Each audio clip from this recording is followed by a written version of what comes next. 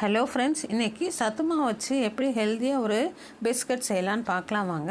அதுக்கு அமுத health mix ஒரு கப்பு, கவர்மெண்ட் சத்து மாவு ஒரு கப்பு ஒரு மிக்சிங் பவுலில் எடுத்துக்கோங்க. இந்த அமுத ஹெல்த் மிக்ஸ்லேயே சுகர் அதிகமாக இருக்கனால நம்ம அடிஷ்னலாக ஸ்வீட்டுக்கு எதுவும் சேர்க்க தேவையில்லை. இப்போ ஒரு பிஞ்சு சால்ட்டை அதோட ஆட் பண்ணிக்கோங்க. நல்லா மிக்ஸ் பண்ணிவிட்டு அரை கப்பு நெய்யை அதில் சேர்த்துட்டு நல்லா விஸ்க் வச்சு கலந்துக்கோங்க.